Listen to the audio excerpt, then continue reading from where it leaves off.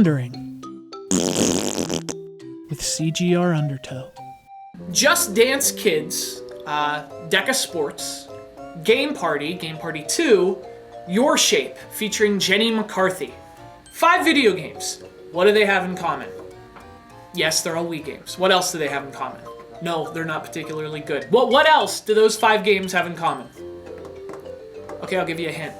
They all outsold Metroid Prime 3. A lot of people get frustrated with the Metroid series. In particular, they get frustrated with the lack of the Metroid series, right? I mean, it's been 5 years now since the last Metroid game. In fact, the only sign of Metroid was the announcement of this dumb-looking minigame type thing that everyone hates. Why is that? Why can't we have more Metroid games?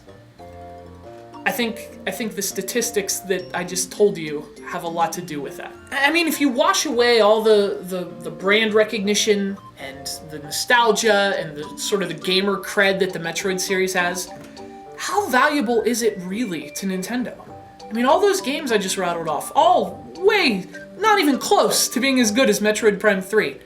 They all outsold Metroid Prime 3. In fact, and it's not just, it seems like, oh, you just picked the 5. No, I mean, I could go on and on. I mean, how about You Draw Studio? Boy, you remember that financial catastrophe? Even that outsold Metroid Prime 3. And more importantly, I've named a lot of third-party games because they're crappy and it's easy to. But what's more important is that a lot of Nintendo games outsold Metroid Prime 3. Link's Crossbow Training, Big Brain Academy, Wii Degree, Wii Music sold more than double the amount of copies worldwide that Metroid Prime 3 did. So like I said, if you ignore the face on the box, right, and you just look at the cold hard data, and you just look at the numbers when it comes to your brands, Metroid isn't that valuable to Nintendo. At least, not in the way they've utilized it. And to me, that's where the real issue really starts to come into focus. Because the question isn't, is Metroid a financial failure? It's not. That would be ridiculous to say. I mean, it may have been outsold by a lot of really bad games,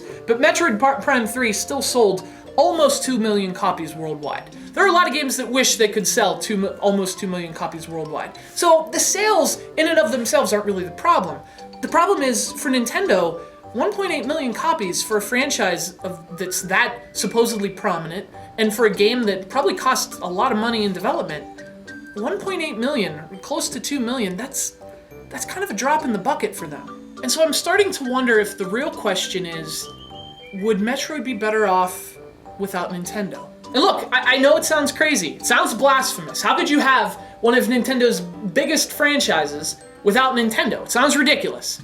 But is it really that ridiculous? I mean, think about it. How much has Nintendo done for the Metroid brand? Certainly in the last 10 years, but even 15, 20, 25 years? What have they done with that valuable property? I mean, here's something we don't really think about. When was the last time Nintendo, in-house, Nintendo proper, developed a first-party Metroid game for a console? Wasn't it Super Metroid? And wasn't Super Metroid a long time ago?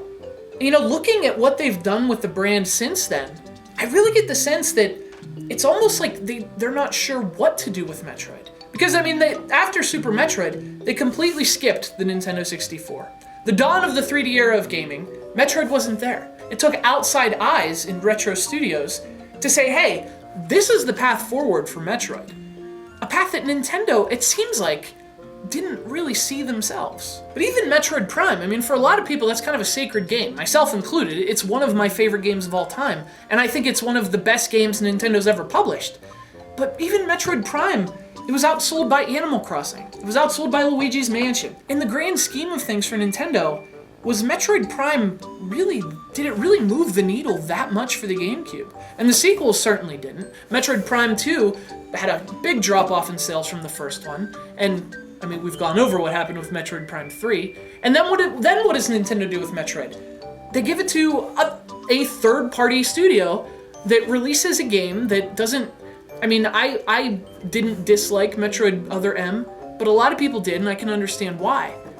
Nintendo has had this hands-off approach to Metroid for a long time, aside from the GBA games, obviously.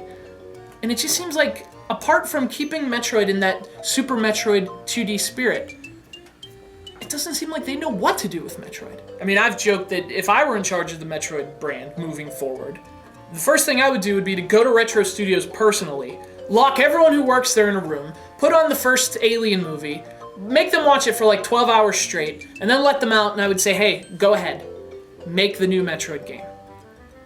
That's the direction I see for Metroid. Metroid isn't Mario. It's not Zelda. It's not cartoony. It's dark. It's very isolated. It's very atmospheric. It's very moody.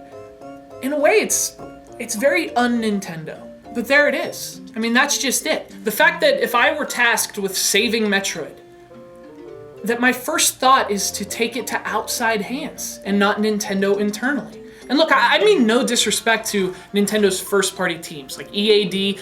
I think those guys, they're the best pure video game makers in the world. They're the greatest. But I really doubt that. I don't think they would do as good a job with Metroid as someone else would. It just seems like Nintendo doesn't get Metroid anymore. And if you look at the track record, it seems like it's been a long time since they've gotten Metroid. And unfortunately, what that means is, it's been a long time since we've gotten Metroid too.